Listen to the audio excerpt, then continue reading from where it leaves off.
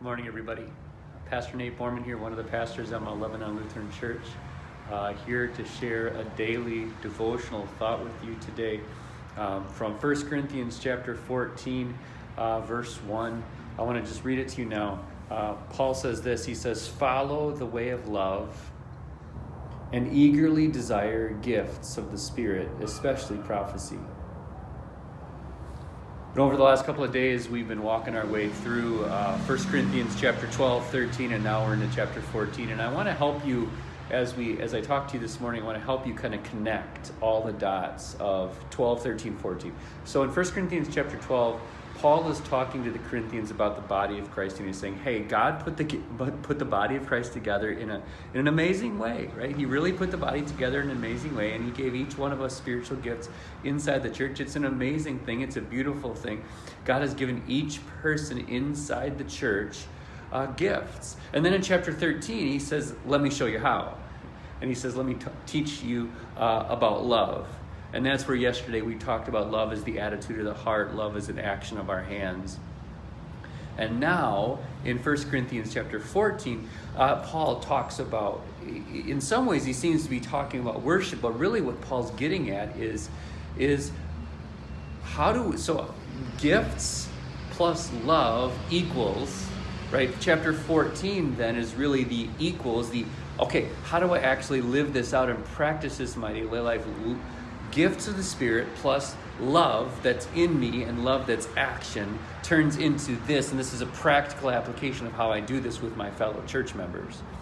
And that's why Paul started chapter 14 by saying, well, follow the way of love and eagerly desire the gifts of the Spirit, especially prophecy. See, in Paul's church, this isn't so much an issue for many of us today, but in Paul's church, many of the Christians people were speaking in tongues, there's debate among Bible scholars whether Paul is talking about unintelligible words or just different languages.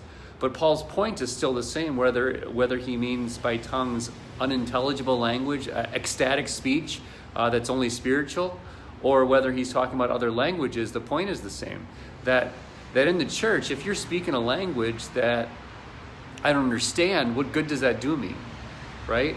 Or if I'm speaking a language that you don't understand, what good does that do you? If I did my daily devotion in German, which I couldn't do, at least not very well, would that do you any good? And Paul says that's the point, right? If I have gifts from the Spirit, and I'm going to use them in love, then what Paul says, desire, especially prophecy, which when Paul speaks about prophecy, he is less talking about telling the future about things and more talking about preaching and teaching and sharing a word from God.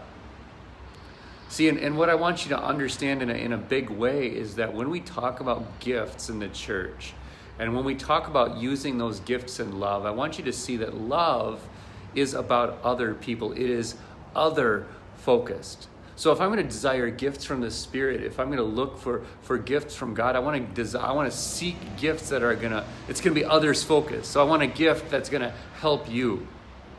I want a gift that's going to build you up. I want a gift that's going to serve you. See, one of the big things that I think it's important for all of us to grapple with and understand is that when we talk about gifts from God, when we talk about serving other people, when we talk about living our lives, God calls us to be others focused. So everything that we do today, it's about you, it's about other people. And that's just the simple idea. And that's just the simple idea I want you to take home today, that God calls us in love to be others focused. So as you desire greater gifts, desire gifts that are others focused. And know this, that God is you focused. Your God in heaven is you focused. He sent his Son into the world for you. His Son gave up his life for you. God pours out his Spirit on you. And now he calls you to be focused on other people, to be others focused. So God granted to you today, as you seek to serve him, as you seek to follow him, as you seek to live with him, This weekend, we're starting a brand new series, beginning a walk through the book of Philippians, Paul's letter to the Philippians. I'm really excited about it. It's going to be a really powerful walk through the letter. We're going to be walking through the end of chapter 1, starting at about verse 17, 18. Really famous verses here. Paul says there, I desire to depart and be with Christ. For me to live as Christ, to die as gain. So there's some really cool verses for us to think about and talk about and pray about and rejoice in this weekend. So hope to see you in worship this weekend, whether it's in person Saturday night at 5:30 or Sunday morning at 9:30 or online. We want to serve you. We're others focused. We're doing our best anyway. We're sinful people, so we're still self-focused, but we're doing our best to be others focused, to be you focused. So hope we can serve you this weekend. Have a great day, everybody. The Lord be with you all.